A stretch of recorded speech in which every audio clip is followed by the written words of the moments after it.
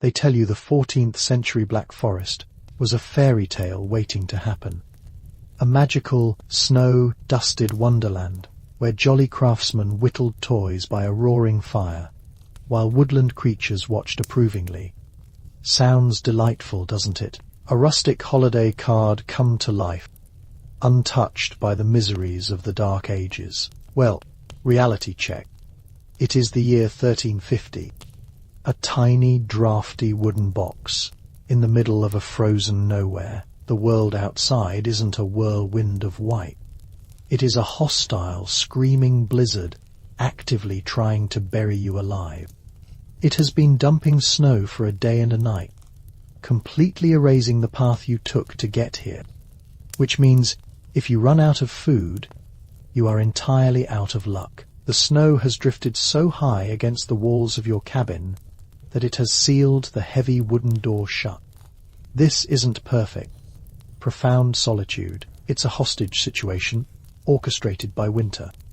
The air, which was once so bitingly cold, is now gentle and warm on your skin, carrying the rich, comforting scents of wood smoke and pine. The only sound from the outside world is the low, muffled howl of the wind as it weaves through the colossal fir trees, a sound so distant and muted by the thick log walls and the heavy blanket of snow that it sounds more like a lullaby than a storm. It is a reminder of the wildness outside, a wildness that makes the safety and stillness within these four walls feel all the more precious, all the more profound. Your world has shrunk to the size of this single warm room, and in this smallness you find a vast and endless peace. Your shoulders and back are draped in the immense weight of a heavy bearskin blanket. The fur is thick and coarse, its dark, shaggy texture a comforting pressure against your body, grounding you, holding you. You pull it closer around you, burying your chin in its dense warmth, and you can smell the faint, ancient scents woven into it, the lingering aroma of wood smoke from 100 other fires, the clean, earthy smell of the forest, and a trace of leather and time. The sheer weight of it is a comfort, a constant, reassuring presence that helps your muscles to let go. You are seated at your work table, a thick slab of oak, worn smooth in places by years of use, but mapped with the history of your craft. It is a landscape of tiny cuts, nicks, and scars, a testament to the countless hours you have spent right here, in this very spot, turning simple blocks of wood into small treasures for the children of the village down in the valley. Before you, in the center of the table, rests a clean, dry block of pine wood. It is pale and light, and as you run your fingers over its surface, you can feel the subtle ridges of the grain, a silent story of the tree's life, of its slow growth under the sun and stars of this very forest. In your right hand, you hold your favorite carving knife. It is the handle is made of dark, polished walnut, worn into a perfect, smooth shape that fits the curve of your palm as if it were grown there just for you. The steel of the blade is short and keen, sharpened just this morning on a whetstone until its edge was a sliver of silver light. It feels cool and solid and familiar in your grasp, an extension of your own hand, your own intention. The heart of the cabin, its warm and beating soul, is the great stone fireplace built into the far wall. The hearth is deep and wide, built from massive dark river stones, mortared together with clay and patience long ago. Inside, they are not blazing wildly, but burning with a deep enduring heat, a slow and purposeful consumption. The flames are a tapestry of warm colors, wrapping around the rough bark of the logs. Deep, vibrant oranges pulse at the core, while tongues of bright, liquid yellow lick up towards the chimney. At the very base, where the fire meets the wood, tiny, almost invisible flames of pure blue dance and flicker, a quiet and constant magic. The fire speaks in a low, gentle voice. It is a language of comfort, a steady white noise that fills the room and quiets the mind. There is the deep, resonant crackle as a log settles, shifting its weight and exposing a new surface to the hungry flames. There is the soft, continuous hiss of sap, trapped for decades within the wood, finally being released as steam.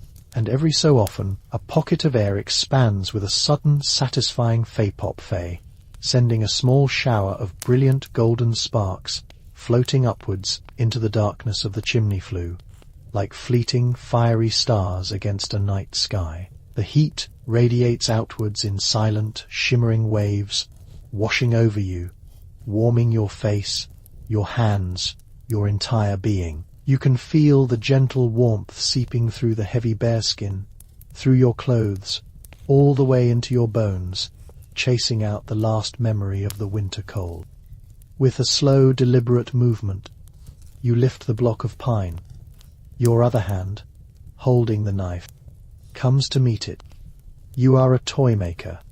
You are carving a horse, a small, simple plaything for a child who waits far away and fast asleep, in the village below. You press the edge of the knife to a corner of the block. The steel bites into the soft pine with a quiet, satisfying shhhhh sound. It is a crisp, whispering hiss, the sound of sharpness meeting softness, of intention shaping nature. A thin, perfect curl of wood peels away from the block, its pale surface gleaming in the firelight. It coils upon itself like a ribbon before falling silently onto the table. You make another pass, and then another. The fish fee of the blade creating a gentle, percussive rhythm that joins the crackle of the fire and the muffled moan of the wind. They fall from the block onto your lap, into the folds of the bearskin blanket, and down to the floor around your feet. The floor is already covered in a thick carpet of them from countless nights, just like this one. They are a soft, pale layer that cushions your every footstep. As each new shaving is carved away, it releases a fresh burst of fragrance into the warm air.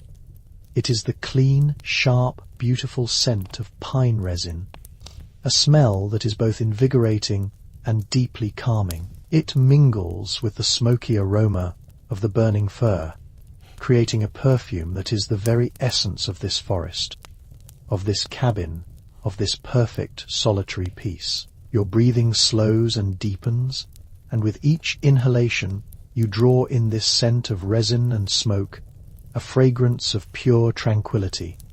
Your hands work with a slow, practiced grace.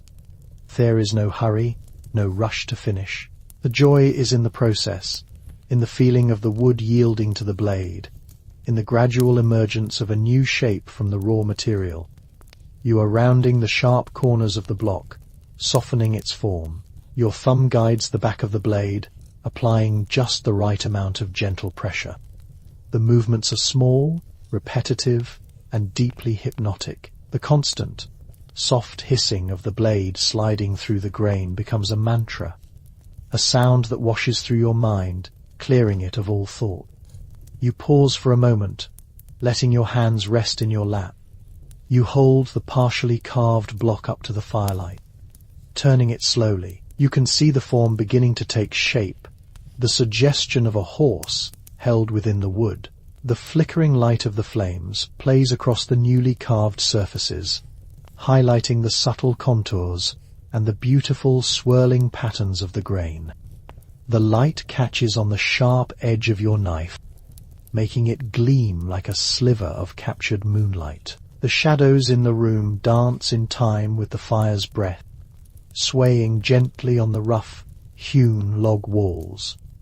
The cabin feels like a living thing, breathing slowly and peacefully around you. Your gaze drifts from your work to the single small window set into the wall beside you. The glass is thick and imperfect, wavy in places, so that the world outside is slightly distorted, dreamlike, through the pane.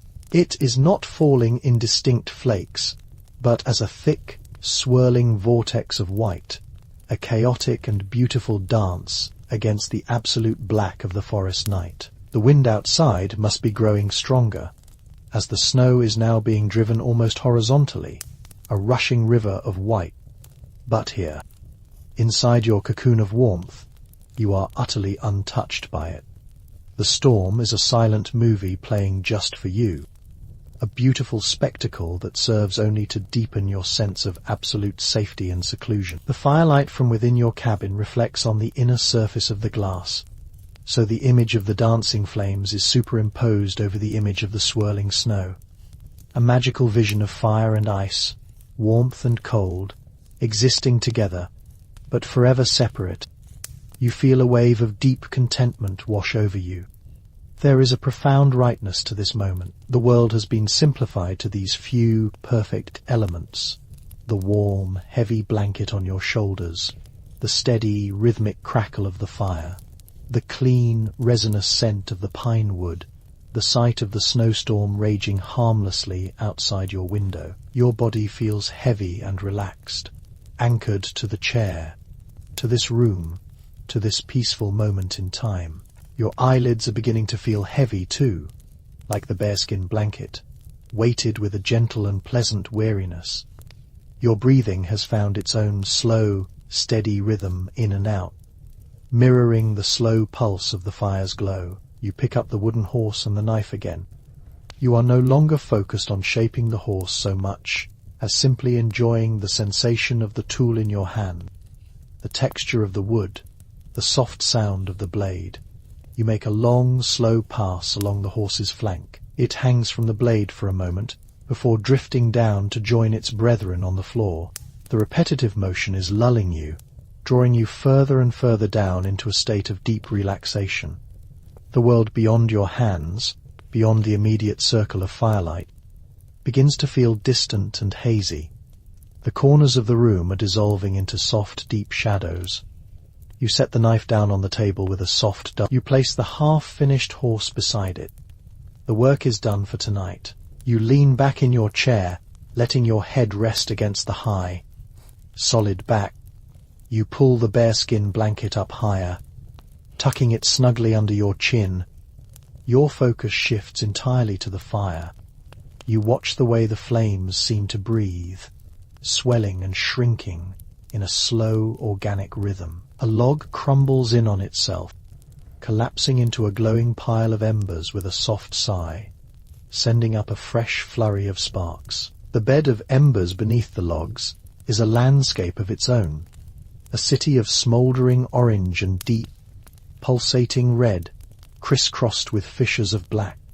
It glows with a fierce contained energy, a heat that will last through the long dark hours of the night, keeping you safe and warm until the morning. The light it casts is a living thing, painting the room in shades of amber and gold.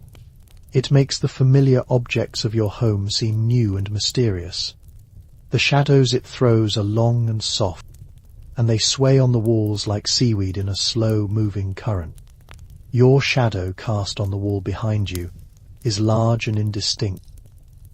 Your hearing becomes more acute, attuned to the subtle symphony of the quiet room. You can hear the low bass rumble of the fire in the chimney, a sound you feel as much as you hear, a gentle vibration in your chest. You can hear the almost inaudible whisper of the wind finding a tiny sealed crack in the wall, a faint, high-pitched note that only highlights the overwhelming silence. And beneath it all, you can hear the slow, steady beat of your own heart, a quiet drum marking the passage of a peaceful, untroubled time. Each beat seems to slow, to deepen, to grow more calm and assured. The darkness behind your eyes is not a true black, but a soft, welcoming, and warm darkness. With your eyes closed, your other senses bloom. You can smell the rich, earthy scent of the clay between the logs of the cabin walls, a smell of damp soil and ancient stone. You can feel the texture of the worn wood of the chair against your back, the immense, comforting weight of the blanket holding you fast. You can feel the warmth of the fire on your face, a gentle, caressing touch. Your mind, no longer tethered to any task or thought, begins to drift. It floats on the sounds and the scents of the room, unburdened and free. The boundary between you and the room begins to blur. The warmth of the fire becomes your own warmth. The slow, steady rhythm of the flames becomes the rhythm of your own breathing. The solid, grounded feeling of the cabin, anchored deep in the forest floor, becomes your own sense of security and stability. You are not just in this place, you are a part of it. Or perhaps it is simply that you are drifting further away from it, sinking down into a place where such sounds cannot reach you. The snow continues to fall, piling ever higher, creating an even thicker, more perfect layer of insulation around your sanctuary. It is a blanket for the whole forest, tucking the world in for a long winter's sleep. And you, in your warm, firelit cocoon, are being tucked in as well. The last embers of your active thoughts are burning down, collapsing into a soft, glowing bed of peace, just like the embers in the hearth. Your mind grows quiet. The gentle hiss of the fire is the only sound left. Shh. Shh. It is the sound of the world telling you to rest. It is the sound of your body feels wonderfully heavy, wonderfully still. There is only the desire to let go completely. The scent of pine and smoke is a gentle, invisible cloud, filling the space with its calming perfume. The silence is not empty, but full of peace, full of a deep and ancient restfulness. There is nothing to do. There is nowhere to be. There is only this warmth, this quiet, this perfect and unending moment of peace. And now, it is time to let go. Sleep well. The blade of your knife is a sliver of polished river ice, cool against the warm skin of your thumb as you guide its journey. It sings a soft, hissing song as it peels away a curl of pale pine, a sound so familiar it has become a part of the silence itself. The wood shaving, thin as parchment and shaped like a question mark, falls from the blade and lands upon a growing drift of its brethren on the floorboards, releasing another whisper of sharp, clean resin into the air. Outside, the wind continues its long, mournful cry, a vast and lonely sound that speaks of endless forests and mountains of snow.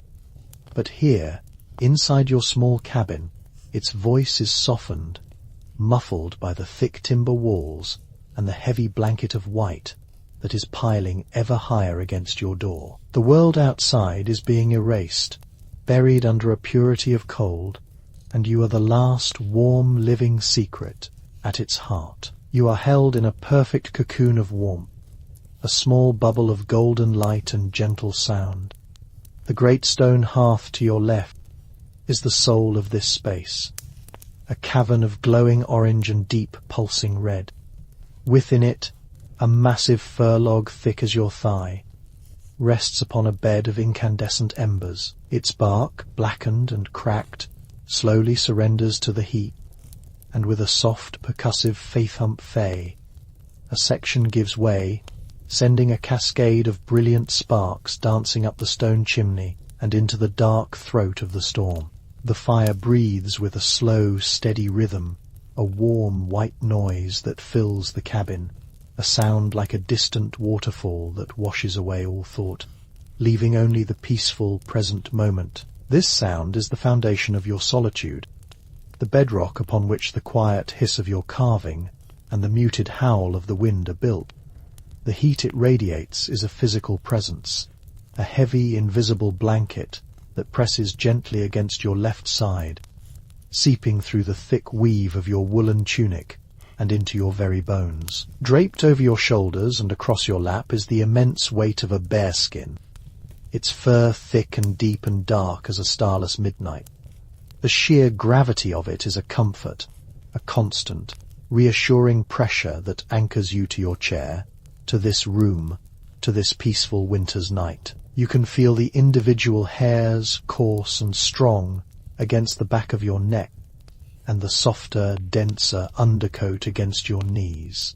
It smells of smoked wood, of cold air, and faintly of the wild, clean animal it once was. A scent of ancient forests and cold earth that has long since mingled with the domestic aromas of your home. When you shift your weight, the great pelt rustles, with a sound like dry leaves skittering across a forest floor, a deep and satisfying sound that speaks of substance, of warmth, of impenetrable safety. Your hands, calloused and knowing, continue their slow and patient work. You are a toy maker, and this is your sacred ritual.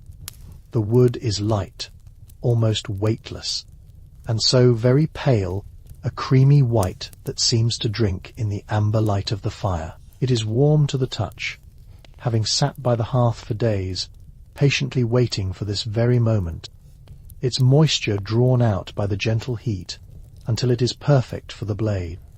Your right hand holds the carving knife, its wooden handle worn smooth and dark from 1,000 such nights, shaped by the unique pressure of your own grip, until it feels with a slow drawing motion you pull the blade towards you, shaving a long, thin slice from what will become the horse's back. The knife does not chop or force its way through. It glides, parting the fibres of the wood with a delicate, sibilant fish. You are not fighting the wood. You are listening to it, following the subtle map of its grain, letting the lines of growth and life within it guide your hand. The wood tells you where it is strong, where it is soft, where it will yield, and you, in turn, listen with your fingertips, with the subtle pressure felt through the steel. This is a conversation, a quiet collaboration between you and the tree that lived for 100 years under the sun and snow of this very forest. Another curl of wood falls, joining the fragrant carpet at your feet. The pile is growing deep now, a soft pale mound that muffles the sound of your boots on the floorboards. Each time you move your feet, the shavings shift with a soft rustling sigh, releasing a fresh wave of that intoxicating pine scent, a smell that is both sharp and sweet, like crystallized sunlight and cold, clean air. It is the smell of winter, the smell of your craft. You breathe it in, a long, slow inhalation, and as you exhale, you feel a gentle loosening in your shoulders, a release of tension you did not even know you were holding. Your breathing deepens, slowing to match the steady, patient rhythm of your work. You turn the block of wood in your hand, your thumb rubbing over the newly exposed surface. It is smooth as silk, with a faint, waxy texture. The firelight catches the subtle ridges left by the blade, creating a landscape of miniature hills and valleys in the pale wood. You are shaping the horse's neck now, a graceful curve that requires a more delicate touch. You shorten your grip on the knife, choking up on the handle, using just the very tip of the blade. The shavings that fall now are smaller, finer, almost like dust. The sound changes too, becoming a softer, more intimate fsss, a mere whisper against the backdrop of the crackling fire. You are completely absorbed in this small, focused world defined by your hands, the block of wood, and the blade. The blizzard raging outside, the very fact that you are snowed in, utterly cut off from the nearest village, is not a source of anxiety. It is the final, perfect ingredient for this deep and total solitude you have craved. There are no demands on your time, no one to please, no errands to run. There is only the fire, the storm, the wood, and the slow, satisfying emergence of a new creation from your hands. The horse's head begins to take form, a simple, noble shape, too small. Alert ears, a gentle slope for the snout. You can picture their faces, bright with excitement, when you finally make your way down the mountain pass after the thaw. You imagine their small hands closing around the smooth, sturdy bodies of these little wooden companions, and a gentle warmth spreads through your chest, a warmth that has nothing to do with the fire. It is the quiet joy of creation, of making something that will be loved. Your gaze softens, the details at the periphery of your vision blurring into a gentle wash of amber and shadow. The only things that remain sharp and clear are the block of wood in your hand and the glinting edge of your knife, the rhythmic hiss of the blade, the steady crackle of the logs, the low moan of the wind. These sounds weave together into a lullaby, a timeless song of winter and sanctuary. You pause for a moment, resting your hands on the rough, scarred surface of your work table. The table itself is a testament to years of this life. It is covered in a constellation of cuts, nicks, and gouges, a history of every toy you have ever made etched into its surface. There are faint, ghostly rings where you have set down mugs of hot cider and dark stains from spilled paint and varnish. You run your fingers over the deep grooves, feeling the memory of the work, the ghost of motion in the still wood. This table is your partner, your silent witness. Lifting your head, you let your eyes drift around the small, single room of your cabin. To your right, along the wall, are shelves made of rough, hewn planks. They are populated by the finished citizens of your wooden kingdom, a row of stoic little soldiers, their uniforms yet to be painted. A family of round, bellied bears, their forms sanded so smooth they seem to glow in the firelight. A collection of spinning tops, their points sharp and ready to dance. They are all waiting patiently. Above you, the great dark beams of the ceiling are barely visible, disappearing into the deep shadows near the roof. They are stained black from decades of smoke from the hearth, and in the gaps between them, you can see the texture of the dried moss and clay you used to chink the logs, sealing your home against the very wind that now sings outside. Everything is made of what the forest provides: wood, stone, earth. It is a part of the forest that has been hollowed out and filled with warmth and light. Your gaze falls upon the window, a single small square cut into the wall opposite the hearth. The glass is thick and imperfect, wavy like still water, and a delicate lacework of frost has bloomed across its inner corners. Through the clearest part in the centre, you can see nothing but a swirling, indistinct torrent of white. The snow is not merely falling anymore. It is a horizontal blizzard, a furious, wind-driven river of white that has consumed the entire world. It is impossible to tell where the sky ends and the earth begins. There is only the storm. It is a display of immense and untamable power, and its fury only makes the peace within your cabin feel more profound, more precious. The fire shifts again, one of the smaller logs crumbling into a shower of embers. The sudden collapse causes the large fir log to roll slightly, settling deeper into its fiery bed with a low, resonant, fey-grown fey.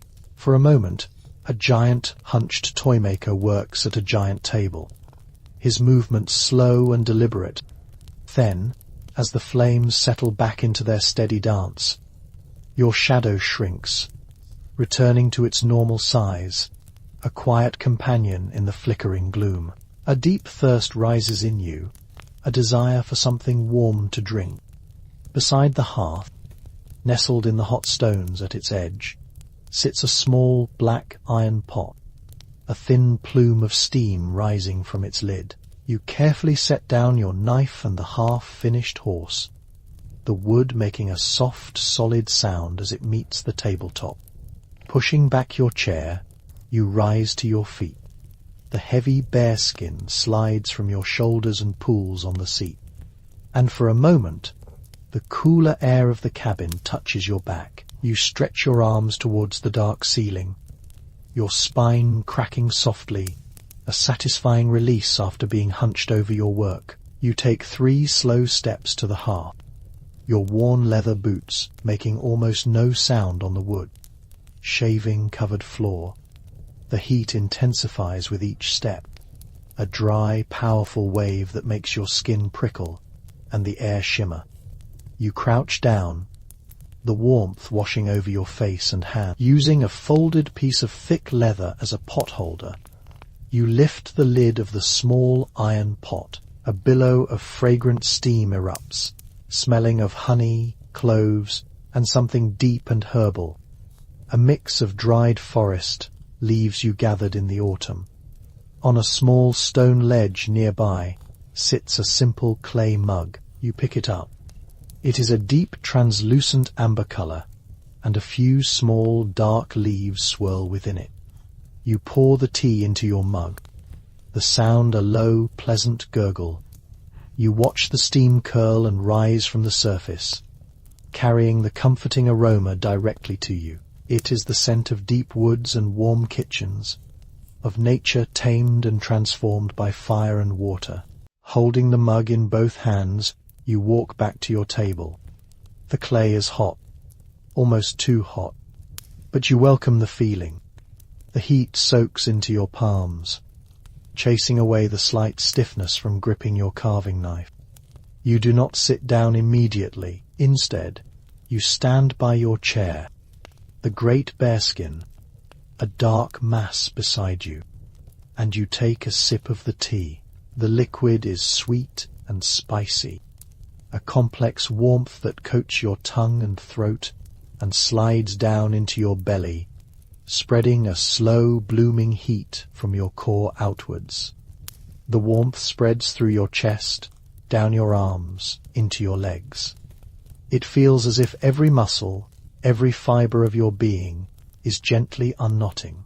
Your whole body softens, sinking into a state of profound relaxation. The only sounds are the fire, the wind, and the quiet internal hum of your own contentment. You are a ship at anchor in a calm harbour, while a great and glorious tempest rages on the open sea. You are exactly where you are meant to be. After a few more slow, deliberate sips, the base of the mug makes a soft, earthy faithod fey against the wood. You settle back into your chair, the springs groaning softly in protest, and pull the immense heavy comfort of the bearskin back up and around your shoulders. The familiar weight is instantly soothing. A final seal on you. You pick up the little wooden horse again. It feels different now, somehow more familiar. You see the next cut you need to make, the small sliver of wood that needs to be removed to define the line of its jaw. You pick up your knife, its cool handle a contrast to your warm hands, and so the rhythm begins again. The blade whispers against the wood. Fish, shh, shh. A curl of pine falls to the floor. The fire crackles and pops, a steady, warm heartbeat. The wind howls its ancient epic song. You draw the knife towards you. Slowly, patiently, your focus narrowing once more to that small, perfect point of creation. The horse in your hand is becoming more itself with every pass of the blade, just as you are becoming more yourself with every moment that passes in this blessed snow-bound solitude. Your breathing is deep and even, your body is warm and heavy, and your mind is quiet, filled only with the simple, profound beauty of the task at hand. The night is long, but you have everything you need. There is nowhere else in the world you would rather be. The slow, repetitive motion of your hand, the endless hiss of the blade, the growing pile of fragrant shavings. It all continues, a meditation in wood and steel, while the winter deepens outside, and you drift deeper and deeper into the safety of your work. The fire continues its slow, steady consumption of the fir log, a process so patient, so deliberate.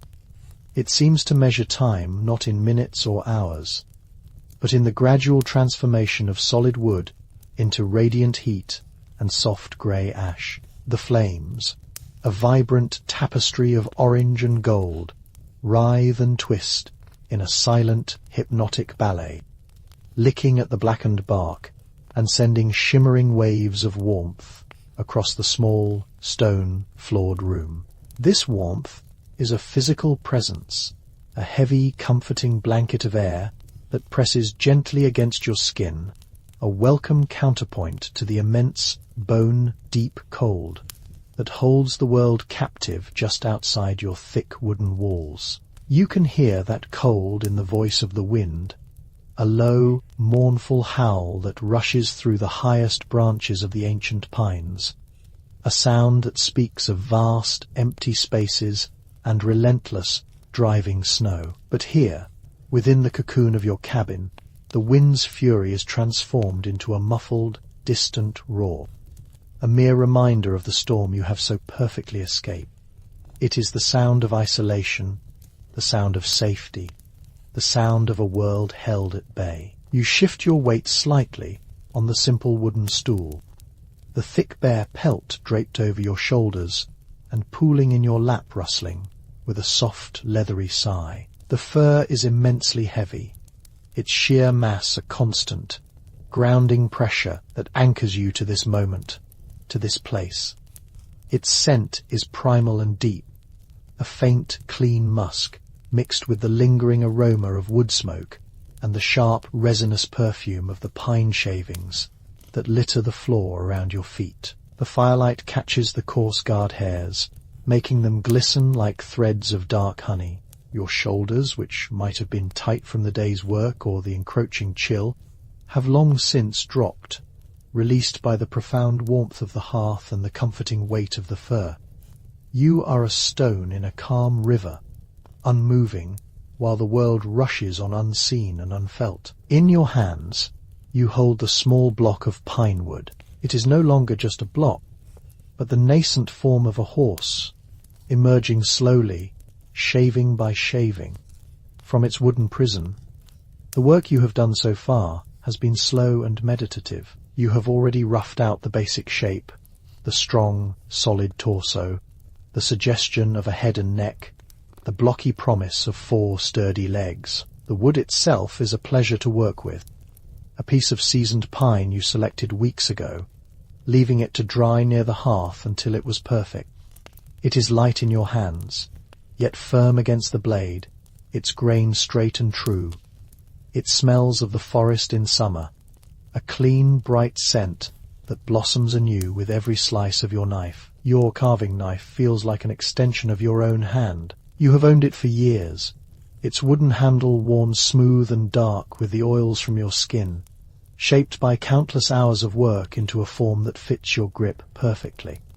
The steel blade is short but wickedly sharp, honed just this morning on a whetstone wetted with a drop of oil. You turn the wooden horse over in your hands, your calloused thumb stroking the gentle curve you have begun to carve into its back. The firelight glides over the planes and facets you have already cut, creating a shifting landscape of light and shadow on the pale wood. It is a slow conversation, this act of carving, a dialogue between your hands, the steel, and the wood. The wood tells you where it is strong, where its grain will allow a clean cut, and you listen, guiding the blade accordingly. Your attention now settles on the horse's head. It is still a rough, angular shape, and you want to give it life, to impart a sense of nobility and gentleness. You brace the block against your knee, the heavy wool of your trousers providing a soft, firm surface. With the tip of your knife, you begin to work on the line of the neck, transforming it from a straight, rigid post into a graceful, powerful arch. The blade makes a soft, hissing sound as it sinks into the wood, a sound like a slow exhalation. Heh. Thin, almost translucent curl of wood lifts away from the block, its edges feather. It falls silently to join the growing drift of its brethren on the floor, releasing another puff of that sweet, clean pine scent into the warm air. You work with an unhurried rhythm, your breathing deep and even, your focus entirely contained within the small space between your eyes and your hands. There is no clock to watch, no deadline to meet. The only measure of time is the slow descent of the sun you cannot see, the gradual thickening of the snow against the shutters, and the steady transformation of the wood in your hands. Another shaving peels away, and then another. Fish. Asterisk, the sound is a constant, gentle whisper, a lullaby of creation that blends seamlessly with the soft, white noise of the crackling fire and the distant, muted song of the wind. Your wrist turns, the angle of the blade shifts, and a new curve begins to form. You are not forcing a shape upon the wood, but rather revealing the shape that has been sleeping within it all along. The graceful arch of the neck is now defined, flowing smoothly into the solid block of the torso. You pause, lifting the horse to the light once more. You run your thumb along the new curve, feeling for any roughness, any imperfection. The wood is warm to the touch, imbued with the heat of the fire and the lingering warmth of your own hands. You choke up your grip on the knife, your forefinger resting along the spine of the blade for greater control. With the very tip of the knife, you begin to sketch in the details. A gentle downward slope for the front of the face, a subtle flaring for the nostrils, a firm, clean line for the jaw. This is where the horse's character will truly begin to emerge. Each cut is tiny, removing only a sliver of wood, a mere whisper of material. You are not so much carving now as you are drawing in 3 dimensions, your sharp steel point acting as a pencil on the wooden canvas. The hiss of the blade is softer now, more intermittent. A tiny chip flies off, landing on the dark fur of the bearskin. You brush it away with a slow sweep of your hand, your fingers sinking into the thick, dense undercoat of the pelt. The feeling is one of immense comfort, of deep and profound security. Your entire universe has contracted to the golden circle of light cast by the fire. A circle that contains you, your stool, your table, and the quiet, focused work of your hands. Within this circle, all is warmth, stillness, and peace. The air is thick with the comforting smells of burning fir, of hot stone, of pine resin, and of old wool. These are the scents of home, the sense of sanctuary. Your body is heavy and relaxed, your mind clear and calm, focused on the simple, repetitive task before you. There are no worries here, no anxieties. There is only the wood, the knife, and the slow, steady rhythm of creation. As you define the cheekbone of the little horse, you feel a deep sense of connection to the wood, to the tree it came from, to the forest that surrounds you. Now hidden beneath its thick blanket of white, you remember the pine tree this wood was part of, how it stood tall and straight on the southern slope of the hill, its needles catching the summer sun. And now, a piece of that tree, a piece of that sunlight and that forest life, is here with you, in the warmth of your cabin, being transformed into a new shape, a new purpose. It will become a source of joy for one of the village children, a small, sturdy companion for their own imagined adventures. The thought brings a slow, gentle smile to your lips, a smile that is felt more than seen. The head is now beautifully formed, its shape elegant and lifelike. You have given it a gentle, placid expression. You set the horse down on the scarred surface of the table, its new form casting a long dancing shadow in the flickering firelight. The shadow stretches and shrinks with the movement of the flames, making the horse seem to trot and bow its head on the rough, hewn planks. The muscles in your fingers and wrist are pleasantly tired, a gentle ache of work well done. For a long moment, you simply sit and watch the fire. The large fir log has burned down considerably, its surface now a glowing, incandescent landscape of canyons and mountains in miniature.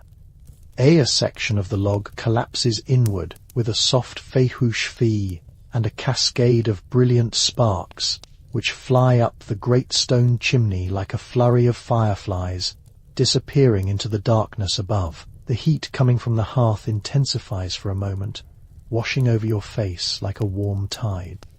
You close your eyes, and the darkness behind your eyelids is not black, but a deep glowing red, the ghost of the fire's light imprinted on your vision. Your breathing has become even slower, even deeper. You can feel your heartbeat in your chest, a slow, steady, powerful rhythm like a deep and distant drum. It is the only rhythm now, apart from the gentle crackle and pop of the fire. The shhhhhh of your carving knife has fallen silent. The cabin is filled with a profound and welcoming stillness.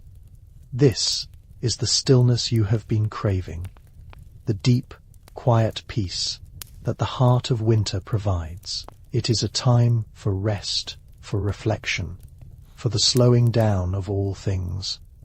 If you wonder for the tranquility of the room, you can hear the fine, granular sound of the ash settling in the hearth. You can hear the impossibly faint creak of the roof timbers as they bear the immense silent weight of the snow. You can smell the subtle difference between the scent of the burning fir and the raw, resinous scent of the pine shavings on the floor. You can feel the texture of your wool trousers beneath your resting hands, the coarse weave a familiar and comforting landscape for your fingertips to explore. The world is shrinking further still, contracting from the circle of firelight to the confines of your own body. Every muscle in your body seems to be letting go, releasing tensions you didn't even know you were holding. Your jaw is slack, your brow is smooth, and your shoulders have dropped even lower, as if they are being gently pulled down by a soft, invisible weight. A wave of deep, profound relaxation washes over you, starting at the crown of your head and flowing slowly, languidly, all the way down to the tips of your toes. It is a feeling of sinking, of settling, of coming to rest in a place of absolute safety and comfort. You let out a breath you did not realize you were holding, and your whole body softens with the release. The outside world is not just forgotten, it is irrelevant. The storm could rage for a week, burying your cabin completely, and it would not matter. You have everything you need right here. Warmth, shelter. The little wooden horse sits on the table, a silent testament to the quiet, purposeful work of your hands. It will be there in the morning, ready for the next stage of its creation. The shadows in the room are growing longer and softer as the flames die down, replaced by the deep, steady, pulsating glow of the coals. The sharp edges of the furniture are blurring, softened by the gathering dark. The room is a womb of warmth and shadow, a perfect haven for your mind, which was so focused just a short while ago, is now beginning to drift. Thoughts rise up like slow, lazy bubbles, shimmering for a moment before popping and disappearing, leaving no trace. They are thoughts of nothing in particular. The memory of a summer's day, the feel of cool water on your skin, the taste of fresh bread. They are gentle, fleeting, and require no attention. You feel yourself poised on the very edge of sleep, a pleasant, floating sensation. You are not quite awake, and not quite dreaming. You are in the soft, quiet space in between, a place of pure sensation and deep, restful peace. The weight of the bearskin is a comforting hug. The glow of the embers is a lullaby for your eyes, and the sound of your own slow breathing is the only rhythm you need. The world has been pared down to these simple, perfect elements: warmth, darkness, and stillness. There is nothing left to do, nowhere left to go, nothing left to think about. There is only the slow, gentle descent into a deep and dreamless sleep. The little wooden horse on the table keeps its silent vigil, waiting patiently in the soft, glowing darkness for the morning to come. And as you drift away completely, the last thing you are aware of is the deep, steady warmth of the hearth, a constant, reassuring presence that will guard your rest throughout the long, quiet, snow-filled night. The small, sharp blade in your hand continues its patient journey, its edge whispering against the grain of the pine. A soft, rhythmic hissing fills the warm air of your cabin, a sound that has become as familiar and comforting as your own slow breathing. With each pass of the steel, a delicate, almost translucent shaving of wood curls up and away, tumbling down to join the fragrant carpet of chips and dust that covers the rough, hewn floorboards around your chair. The scent of fresh-cut pine, sharp and clean and full of the forest's memory, rises in a gentle haze, mingling with the smoky perfume of the burning fir logs in the great stone hearth. You are a toy maker, and this is your world, a world sealed away from the cold, a world built of wood and warmth, and the quiet satisfaction of creation. The little horse is taking shape in your hands. Emerging from the simple block of timber, your thumb, calloused and sure, guides the back of the blade, applying just the right amount of pressure to coax the wood into the shape you see in your mind. You are carving the delicate curve of the horse's neck, a graceful arch that speaks of pride and spirit. The knife moves in a long, sweeping motion, and the wood gives way with a sound like a drawn, outside. Fish, fish. You turn the piece in your hands, feeling the emerging form, the slight hollows and gentle swells that are beginning to feel less like a block of wood and more like a living thing. The firelight of the hearth catches the facets of the cuts, making the pale wood glow with a life of its own, turning the simple pine into something golden and precious. Outside, the storm continues its relentless assault on the forest, the wind a low, mournful howl that seems to come from the very throat of winter. But here, inside your small, sturdy cabin, the sound is muted, transformed by the thick timber walls and the heavy blanket of snow into a distant, rumbling lullaby. It is a sound that does not threaten, but rather emphasizes the profound safety of the snow, which has already buried your door and climbed halfway up your single window, acts as a perfect layer of insulation, muffling the world, wrapping your home in a cocoon of absolute silence and peace. You are an island in a sea of white, and the solitude is a balm to your soul, a heavy, welcome blanket. And so you continue your work, your focus narrowing, until the entire world consists of only the small wooden horse in your hands, the whisper of your blade, and the steady, radiant heat of the fire on your face. You begin to work on the head now, a more intricate and delicate task. You switch your grip on the small knife, holding it more like a quill than a tool, your fingers nimble and practiced. With the very tip of the blade, you begin to define the line of the jaw, the gentle flare of the nostrils, the subtle hollows beneath the eyes. Each cut is tiny, precise, a mere shaving of wood removed with the utmost care. It is a meditative process, a slow and deliberate dance between hand and eye and material. Your breathing has long since fallen into rhythm with the work.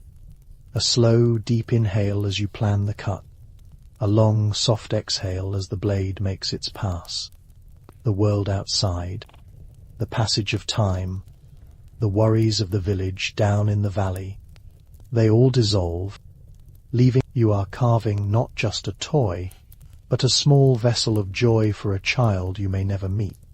A simple object meant to be held in small hands, to be loved, to be a companion in imaginary journeys across fields of green.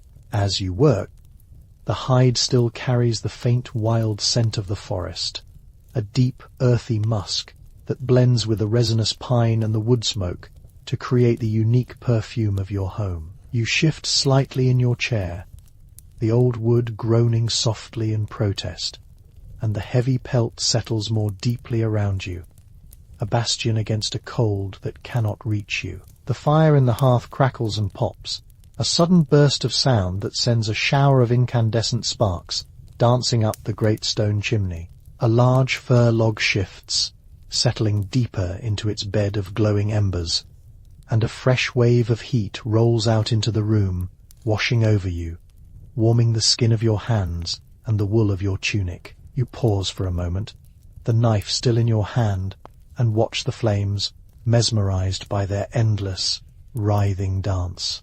They are a living tapestry of orange and gold and deep, burning crimson, licking at the blackened stone, casting long flickering shadows that leap and sway across the walls and the high beamed ceiling. Returning your gaze to your work, you focus on the horse's mane. You want it to appear windswept, as if the little creature were galloping across an open field. You use the corner of your blade to incise a series of deep flowing lines into the wood.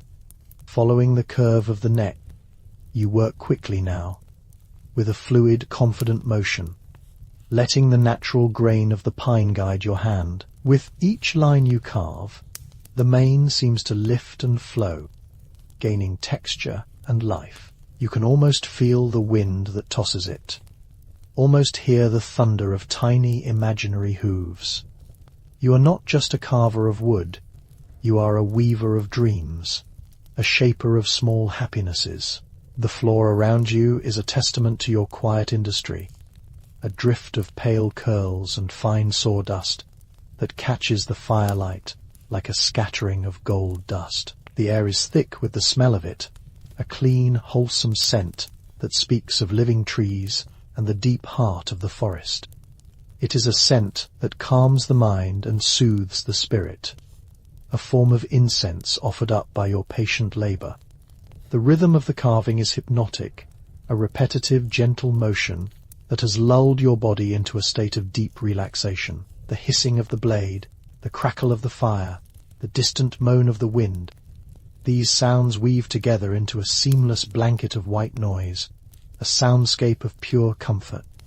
Your eyelids feel a little heavier now, and you find yourself blinking slowly, your gaze lingering on the glowing wood in your hands. You carve the two small ears, shaping them into alert, pointed triangles, and with a final, delicate touch, you use the tip of your knife to press two small, round indentations for the eyes. There, the little horse is complete. It is simple, unpainted, its beauty found in the honesty of the wood and the care of its creation. It is a good horse, a strong horse, a horse ready for adventure. You hold it up in the palm of your hand, turning it slowly in the firelight. The light plays across its carved flanks, highlighting the smooth planes and the sharp incised lines of its mane. It feels warm from the heat of your hand, solid and real. A quiet sense of satisfaction settles over you, a gentle warmth. This small act of creation, performed in the heart of a winter storm, feels meaningful, complete. You have brought something new into the world, a small token of craft and care. You lean forward and carefully place the new horse on the far corner of the table. They are a silent, waiting audience, a small congress of woodland creatures born from your hands. With the horse now finished, you set your carving knife down on the scarred surface of the table. The metal makes a soft, definitive fey-link fey against the wood, a sound that signals the end of your work for the night. The silence that follows feels deeper, more profound. The only sound now is the ceaseless, gentle roar of the fire and the muffled voice of the wind outside. You lean back fully in your chair, the old wood creaking a welcome sigh as it takes your full weight. The bare pelt settles around you like a warm embrace, its immense weight a source of profound comfort, pressing you down gently, encouraging you to release all tension, to let go. Your hands, now idle, rest in your lap. You can feel the faint thrum of your work still in them, the memory of the knife, the ghost of the wood. You spread your fingers wide, stretching them, and then let them relax, curling loosely into your palms. Your gaze drifts from the table to the fire. You are no longer just glancing at it. You are truly watching it, allowing yourself to become lost in its depths. The embers at the base of the hearth glow with an intense internal light, a pulsating heart of deep, fiery orange. They look like a dragon's hoard, a treasure of captured sunlight piled at the bottom of the stone chimney. Above them, the flames are a wilder, more chaotic thing. They are yellow and bright white at their hottest points, where they consume the fir log with a hungry passion, and they thin out into smoky, translucent orange tongues that lick at the air, reaching, always reaching, for the dark throat of the chimney. You watch a single flame detach itself, a perfect teardrop-shaped orb of light, and spiral upwards, shrinking as it rises until it winks out of existence, consumed by the darkness above. Your breathing has slowed even more now, inhaling the warm, smoky, pine-scented air, exhaling all thought, all effort. The flickering of the firelight is a slow, hypnotic pulse, and you allow your gaze to soften, to lose its focus, until the dancing flames blur into a single shimmering curtain of warmth and light. The shadows that the fire casts are as captivating as the flames themselves. They are not sharp, black things, but soft, deep brown and grey shapes that move with a slow, liquid grace. The shadow of your own chair is thrown up against the wall behind you, a huge, distorted shape that makes your humble seat look like a throne. You watch the shadow of a small moth, awakened by the warmth, flutter near the ceiling, a tiny fleeting silhouette against the ancient smoke, darkened wood. Everything in this room is imbued with a sense of immense peace and permanence. The stone of the hearth, each rock chosen from the riverbed and fitted by your own hands, is solid and eternal. It has absorbed years of warmth, and it will continue to radiate that warmth back into the room long after the fire has died to embers. The wooden walls of the cabin, built from the very trees that surround you, are your steadfast guardians, their thick logs a shield against the world. You can see the history of the room in the very textures around you. The table before you is a map of countless hours of work, its surface covered in a web of cuts, nicks, and stains. Each mark a memory of a toy created, a meal eaten, a moment of quiet contemplation. It is not a flaw. The floorboards, worn smooth in the pathways between the door, the hearth, and your chair, speak of a life lived in simple, repeating patterns. Your mind, which was so focused on the intricate work of carving just a short while ago, now begins to drift and float, unmoored from any single thought. It is as if the edges of your consciousness are softening, dissolving into the warm, dim air of the cabin. Thoughts may arise, but they are like clouds passing on a summer day. You notice them, and then you let them go without attachment, without effort.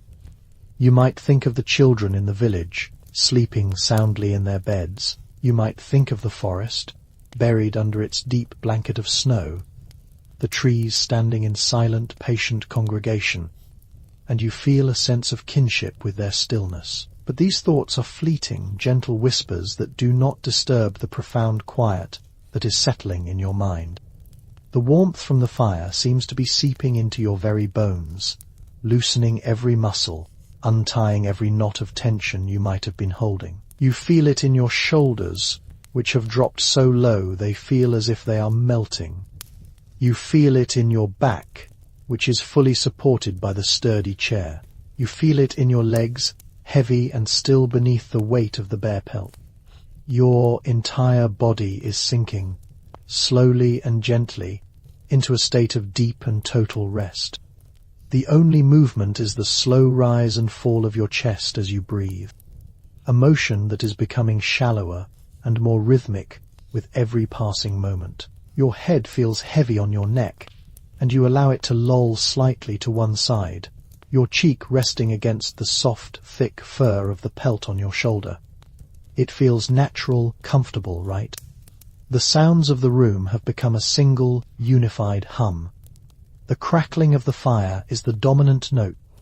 The sighing of the wind outside is a deep bass undertone, a reminder of the world held at bay. And beneath it all, you can almost hear the silence itself, a vast, velvety quiet that fills all the spaces in between.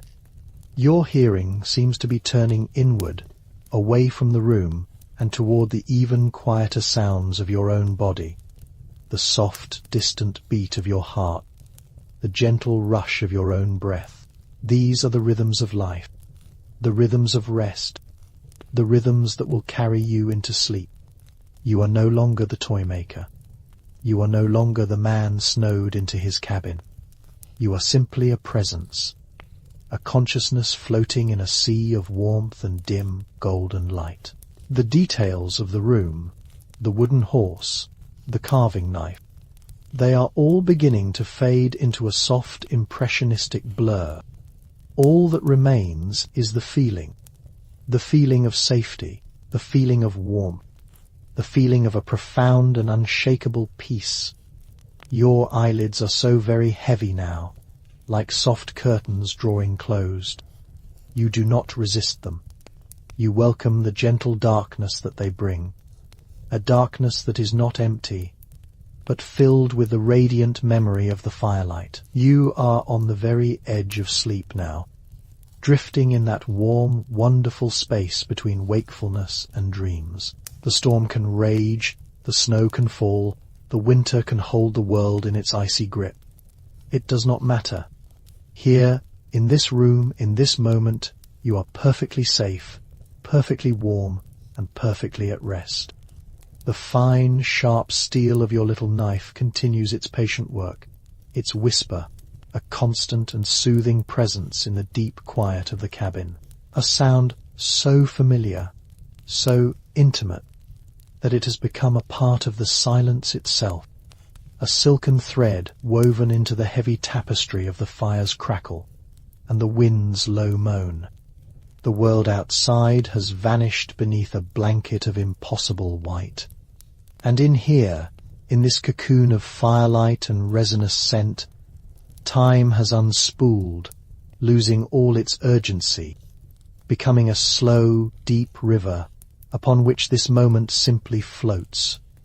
The horse in your hands is nearly complete. It is no longer a block of pine, but a creature of the forest born again in your workshop, its spirit coaxed from the grain by your knowing fingers. Your thumb, calloused and wise, rests on the gentle curve of the horse's back, feeling the almost imperceptible texture of the wood, the subtle ridges left by the blade that you will smooth away in due time. With the very tip of your knife, you are carving the final, delicate details of the mane. Each pass of the steel is a mere sliver, a shaving so thin it is almost transparent, curling up like a wisp of smoke before falling to join its brethren on the floor. You are not cutting so much as brushing the wood away, defining the flow of the hair as it cascades down the proud arch of its neck. You imagine the child who will receive this, their small fingers tracing these same lines, feeling the care that you are pouring into the wood at this very moment. The thought brings a slow, quiet smile to your lips, a warmth that has nothing to do with the fire. The hissing sound of the blade is rhythmic, meditative. Shh! Each stroke is a breath, each curl of wood a thought. You turn the small figure in your hand, admiring the way the firelight catches on the newly cut facets, making the pale wood glow as if it has a life of its own.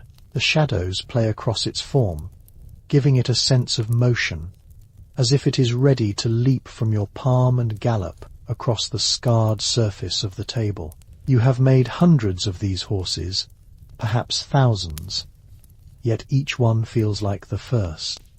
Each one is a silent conversation between you and the wood, a partnership to bring a small joy into the world.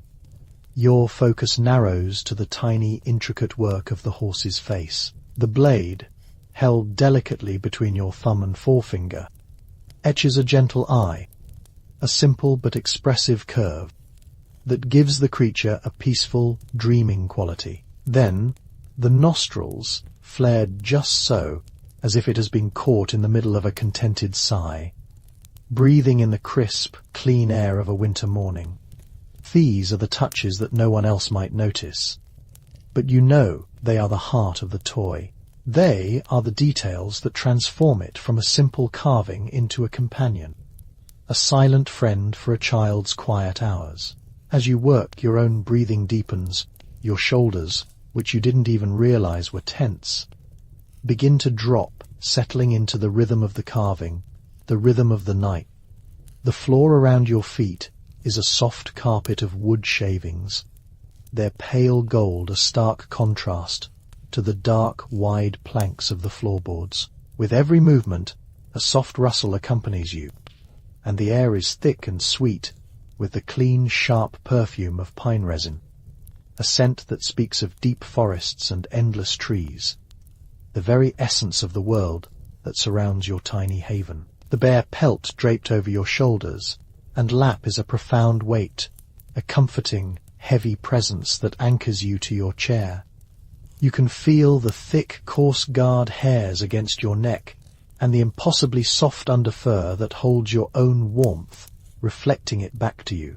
Smells of wood smoke, of old leather, and faintly, of the wild, a primal scent of the beast that once wore it, a reminder of the untamed world that lies just beyond your door, a world that cannot touch you now.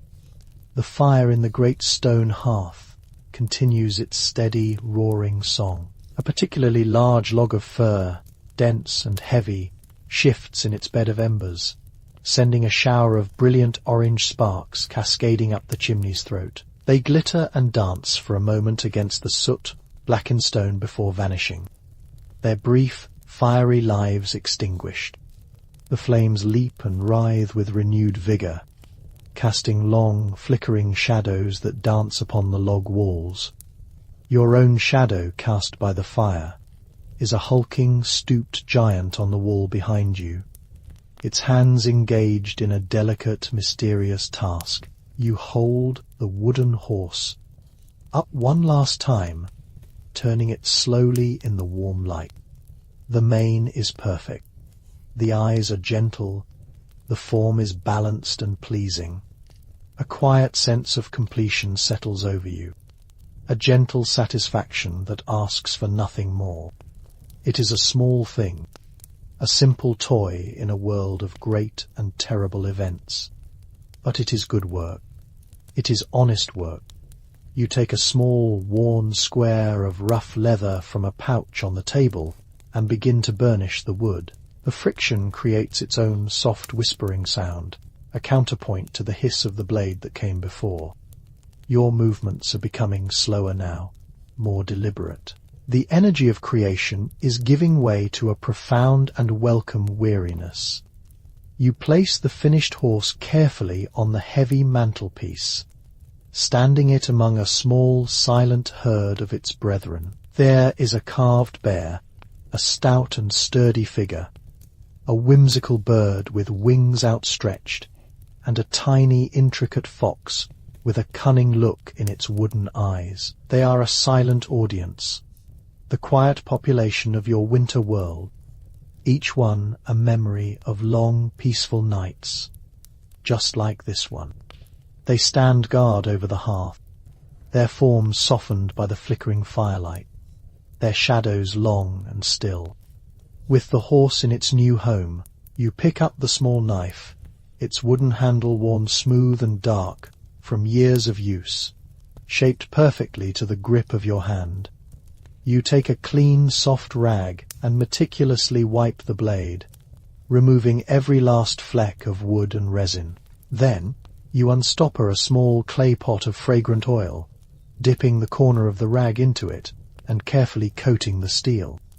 The oil catches the light, making the blade gleam, protecting it from the damp and the cold. You can smell the sharp, clean scent of the linseed oil, another layer in the room's complex perfume.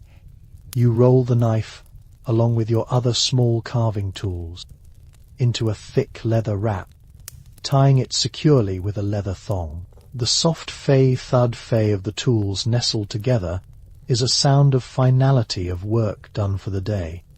You look at the sea of wood shavings on the floor. In the morning, they will be swept up and used as tinder, their fragrance blooming one last time in the fire. The movement is slow, almost reluctant. The warmth of the fire is calling you to stillness. You rise, and the heavy bear pelt slips from your shoulders, pooling on the chair. A momentary chill touches your back as you step away from the immediate circle of the fire's heat. You stretch your arms above your head, your spine arching, and a low groan escapes your lips.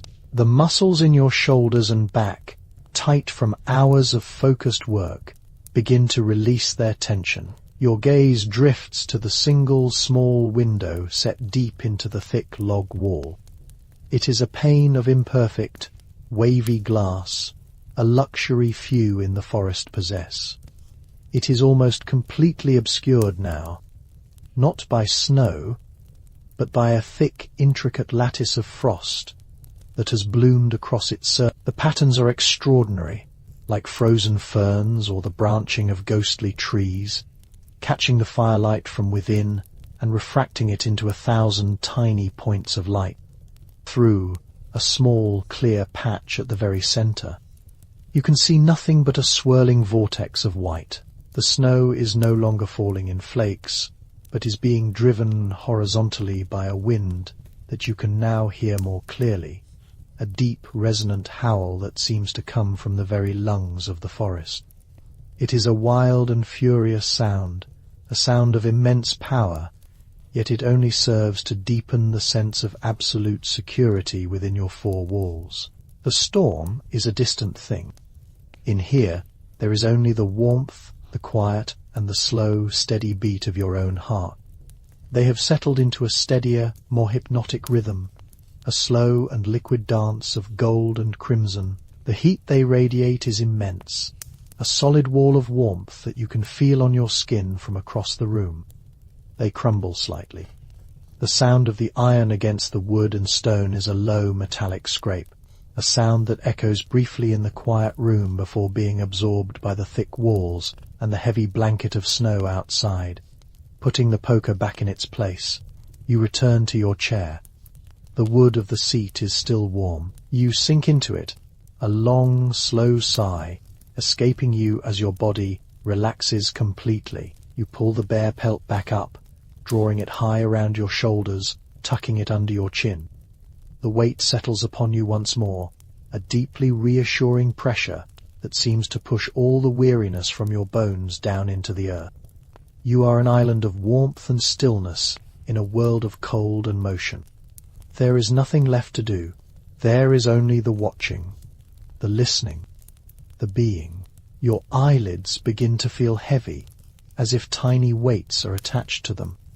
You let them drift closed for a moment, and the world transforms into a tapestry of sound and sensation. You can hear the complex voice of the fire, the low, steady rumble of the burning logs, the sharp face-snap-fay of a pocket of sap, the soft, continuous hiss of the draft, pulling air up the chimney. Beneath it all, like a bass note in a great piece of music, is the muffled, unending howl of the wind, its fury softened and made harmless by the thickness of your shelter. You can feel the intense heat on the front of your body, on your face and your hands and your shins, while the back of your body, shielded by the chair and the heavy pelt, remains cooler, creating a pleasant and soothing contrast. You can smell the smoke, the pine, the oil on your tools, the faint, dusty scent of the old cabin itself. You open your eyes again, but you do not focus on anything in particular. Your gaze is soft, unfocused. The flames blur at the edges, their colours melting into one another. The shadows in the corners of the room seem to deepen, to soften, to lose their sharp definition. The world is slowing down, its edges blurring, preparing for sleep.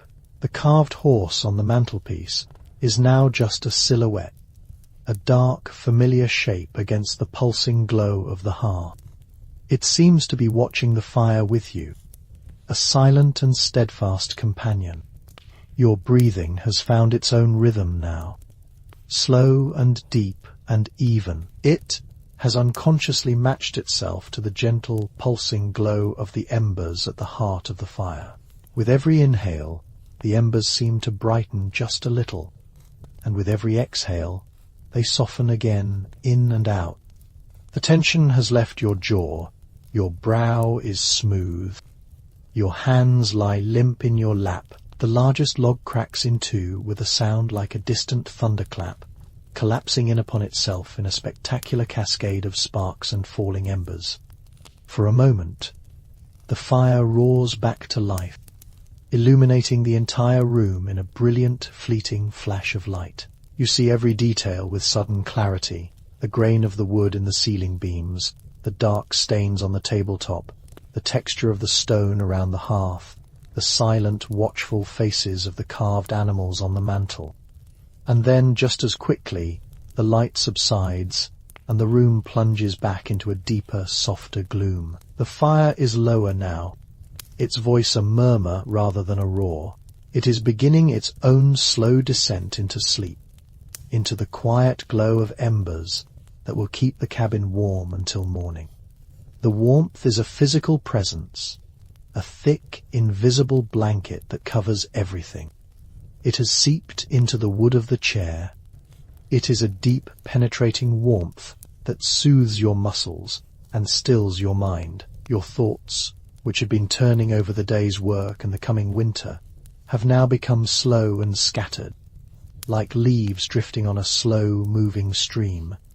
They arise without purpose and drift away without a trace, leaving only a quiet awareness in their wake, an awareness of the fire, of the wind, an awareness of your own body, safe and still, and sinking deeper and deeper into rest. The sounds of the world are fading. It takes a conscious effort to keep them open, and you no longer have the will to make that effort. You let them fall, and the flickering light of the fire is replaced by a soft, pulsing red that you can see even through your closed lids. You are on the very edge of sleep, floating in that perfect, peaceful space between wakefulness and dream. You are completely and utterly at peace, adrift in the deep, silent heart of the winter's night. The rhythm of your breathing is all that is left, a slow, steady tide carrying you out into a sea of deep and dreamless sleep. Let the noise of your world fade away. Let the screen in front of you soften and dissolve into a gentle, indistinct light. Let the thoughts of your day, the lists and the worries, become like distant clouds, drifting slowly away from you, leaving behind only a clear and quiet sky. With each breath you take, feel the tension in your shoulders and your jaw begin to release. A slow, easy breath in, and a long, soft breath out. Allow your body to grow heavier, sinking deeper into the surface beneath you, feeling the comforting pull of a gentle gravity, a quiet invitation to rest. Tonight, we do not need to strive or to think. We only need to be. We only need to listen. And as you listen, back through the centuries, back through the seasons, to a place of deep quiet and profound solitude.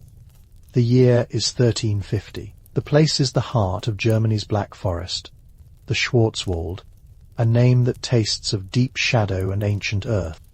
It is the deep midwinter, and you are here in a small wooden cabin, entirely your own. For days the snow has been falling, a relentless and silent descent of white, and tonight the storm has reached its peak. The snow has piled high, burying the world outside, drifting up against your small wooden door until it is sealed shut. You are cut off from everything, a tiny island of warmth in a vast ocean of white. And this is exactly as you wished it to be. This is not imprisonment. This is peace. You are sitting in a heavy, hand-carved wooden chair, its arms worn smooth by years of use. Draped over your shoulders and across your lap is a magnificent bearskin, a thick and heavy pelt that holds the day's warmth close to you. Its weight is a constant, reassuring pressure, a grounding presence that anchors you to this moment, to this profound quiet. Across the small, single room of your cabin, a great stone hearth dominates the wall. Inside it, a fire of thick fir logs burns with a steady, generous heat. The flames are not wild or angry. They are a rolling, liquid gold, licking and caressing the wood with an unhurried rhythm. They cast a living, breathing light across the room, making the shadows in the corners dance a slow, gentle waltz. The sound of the fire is a soft, continuous white noise, a warm and crackling hiss, punctuated by the occasional gentle pop of a pocket of sap. It is the only sound you need. Before you is a rough-hewn wooden table, its surface a testament to your life's work. It is covered in a constellation of nicks, cuts, and deeper gouges, a map of all the creations that have been born upon it. You are a toy maker, and even here, in your cherished isolation, your hands find their familiar comforting work. You are carving a small horse for one of the village children, a gift for when the thaw finally comes. In one hand, you hold a block of seasoned pine, its surface already beginning to take on a recognizable shape. In your other hand is your favorite carving knife, its blade small and keen, the wooden handle shaped perfectly to your grip. You have held this tool for so long that it feels like an extension of your own fingers. The air in the cabin is thick with the scent of this work. It is the clean, sharp perfume of pine resin, the dry, dusty smell of sawdust, and the rich, smoky aroma of the burning fir. It is the scent of safety, of purpose, of a life made with your own two hands. Outside, the wind howls a mournful, distant song, but its voice is muffled and softened by the thick walls of your cabin and the deeper blanket of snow. There is only the soft hiss of the fire, the whisper of your blade against the wood, and the slow, steady rhythm of your own breathing. As you settle into the long and peaceful winter's night, your gaze softens as you look down at the work in your hands. The block of pine is wonderfully light, yet dense with potential. You turn it over and over, feeling the subtle warmth it has absorbed from your skin and from the nearby fire. The grain is beautiful, a series of long, flowing lines that tell the story of the tree's life, its seasons of growth and rest. You run your thumb over the surface, feeling the gentle undulations. Your work tonight is not to fight against this grain, but to follow it, to listen to what the wood wants to become. The firelight catches the polished steel of the blade, sending a brief, warm glint across its surface, before you bring it to the wood once more.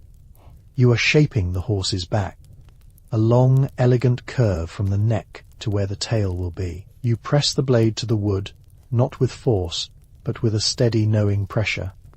The steel sinks in, and with a gentle twist of your wrist, you guide it along the path you have envisioned.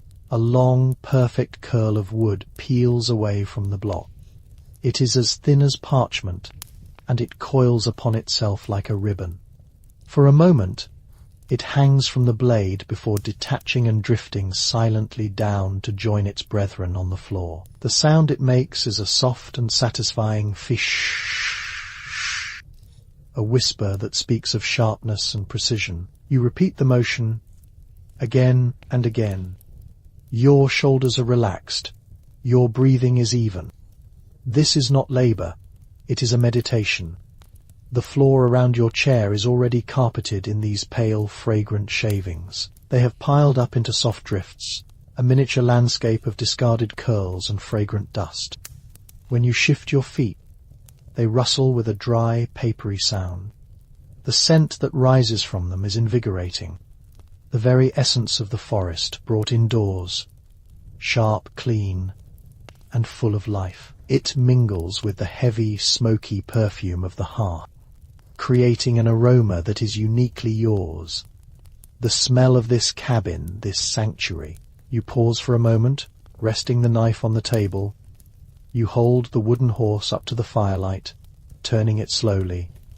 The rough block is now giving way to a more graceful form. You can see the proud arch of the neck, the gentle slope of the back, the sturdy blockiness that will soon become 4 strong legs. You smile a little to yourself. You can already imagine the joy on a child's face, the small hands that will hold this toy, the imaginary journeys it will travel across a cottage floor. This small act of creation connects you, even in your isolation, to the world of laughter and games that will return with the spring. Your fingers are a little stiff. You flex them slowly, stretching them out and curling them back into a fist. You place the half-finished horse carefully on the table, next to a simple clay mug. Earlier, you had placed the mug near the hearth to warm, and now you reach for it. You had filled it with water and a generous spoonful of honey from your own hives, and the steam that rises from it carries a faint, sweet scent. You lift the mug to your lips and take a slow sip. The liquid is hot and sweet, a simple and profound comfort. It warms you from the inside out, a thread of golden heat that travels down into your chest, spreading through your entire body. You take another sip, longer this time. Closing your eyes, the world narrows to these simple, perfect sensations. The heat in your hands, the sweetness on your tongue, the crackling song of the burning logs, the immense and heavy quiet of the snowbound world outside. You set the mug down, the clay making a soft, earthy sound against the wooden table. The warmth lingers in your hands as you pick up the carving knife once more. Now for the finer details. This requires a more delicate touch, a greater concentration. With each tiny movement, a smaller, finer shaving flakes away. The sound is different now. Not a long hiss, but a series of tiny, crisp fee scritch. Scritch, scritch, fee sounds as you pick and pare away the excess wood. You are completely absorbed in the task. The world outside the circle of firelight ceases to exist. There is only you. Work on the ears, making them perky and alert. A small slip of the knife here could ruin the entire expression. But your hands are steady, guided by thousands of hours of practice. You are not thinking. You are simply doing. Your body knows the way. The process is a quiet conversation between you and the pine. You suggest a shape with your knife, and the wood yields, revealing the form that was hidden within it. The fire pops, sending a shower of bright orange sparks up the chimney flue, and you don't even flinch. The wind might press against the sturdy wooden shutters, but you do not hear it. You are in a state of flow, a place of deep and peaceful focus, where time itself seems to slow down, stretching and bending to the rhythm of your craft. Your breathing has become so slow and quiet, it is almost imperceptible, in perfect harmony with the sleeping forest outside. With a final, delicate touch, you finish shaping the head. You pull back and examine your work. The little horse now has a personality. A sense of quiet satisfaction settles over you, as warm and pleasant as the honeyed water in your mug. You run your thumb over the newly carved surfaces. They are still a little rough, bearing the fine ridges of the blade's path. Later, there will be sanding, smoothing every surface, until it is like silk to the touch, safe for the hands of a child. But that is work for another day, another long winter's night. For now, this is enough. You carefully place the little horse on the table, positioning it so it seems to be looking into the fire. You lay your knife beside it, its work done for the evening. The heavy bearskin adjusts around you, its weight a comforting hug. Your hands, now empty, rest on the thick fur in your lap. You feel the deep, coarse texture of the outer hairs and the softer, denser pile of the undercoat. It holds so much warmth. Your focus now drifts away from the table and towards the fire. You have done this 1,000 times. The main log, a great piece of fur, has burned through its center. It now glows from within, a cavern of incandescent orange and deep, pulsating cherry red. As you watch, a small section of the log gives way, collapsing inward with a soft fate-hoosh fee and a sigh of embers. A cascade of sparks, like a flurry of fireflies, dances upwards into the darkness of the chimney, their brief, brilliant lives lasting only a second before they are gone. Your eyelids feel heavy, weighted down by the warmth and the dim light. You let them fall. Behind them, the primary sound is the fire's voice. It is not one sound, but many. There is the low, steady rumble of the main combustion, a bass note that you feel in your chest as much as you hear it. There is the higher, pitched hiss of sap boiling at the ends of the logs, and there is the crisp, crackling percussion of the outer bark flaking and burning away. It is a complex and soothing symphony, a piece of music composed by heat and wood and air. Beneath that, there is the sound of the wind, a deep and mournful moan from far away. It is not a threatening sound. The thick log walls and the deep blanket of snow insulate you so completely that the storm, it is the sound of the wilderness kept at a safe distance, a reminder of the shelter you have created. And then there is the sound of the house itself, the occasional deep groan of a timber settling under the immense weight of the snow on the roof, the soft creak of the floorboards as the heat from the hearth makes them expand. These are the sounds of a living, breathing shelter.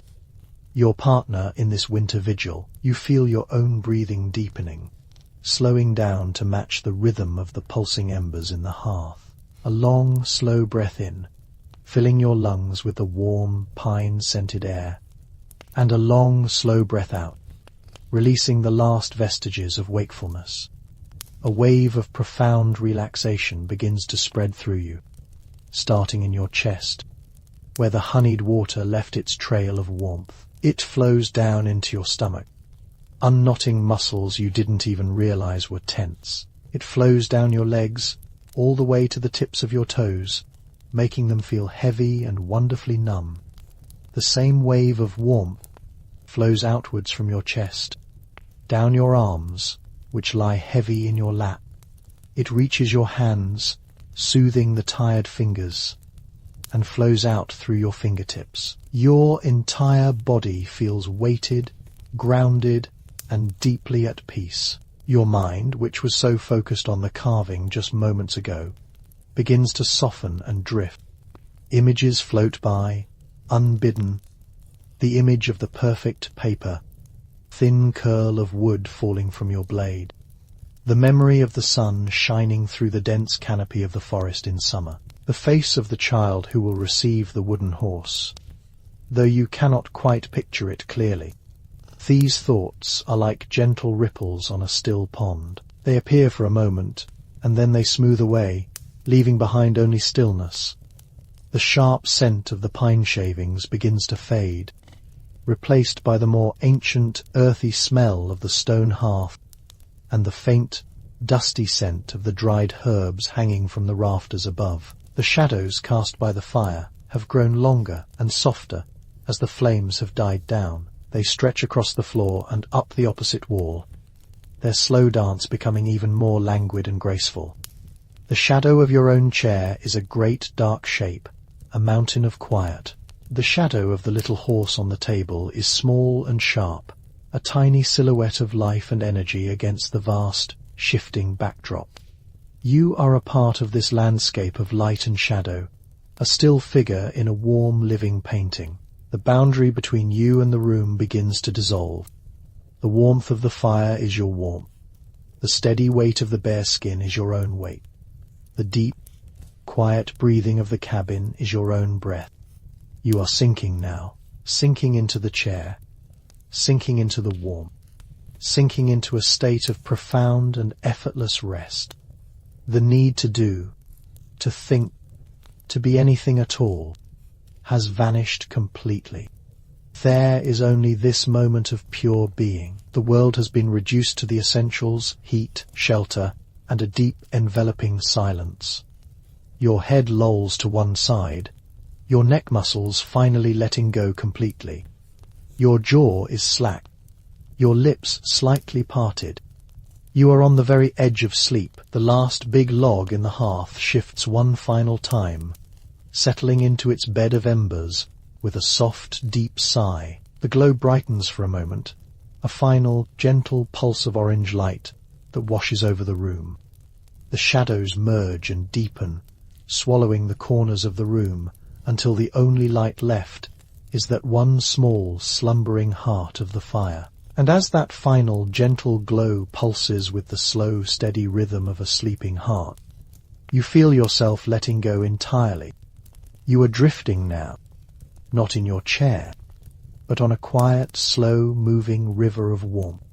The river is carrying you out of the cabin, out into the deep, dark, silent forest of sleep. The muffled sound of the wind is a lullaby.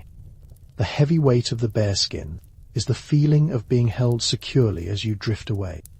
The snow continues to fall outside, silent and soft, covering the entire world in a thick, soundless blanket of peace, tucking the forest in for its long winter's rest. And you, safe in your warm cocoon, you drift with it down into the deep, quiet, and uninterrupted peace of a well-earned sleep rest. Now just rest.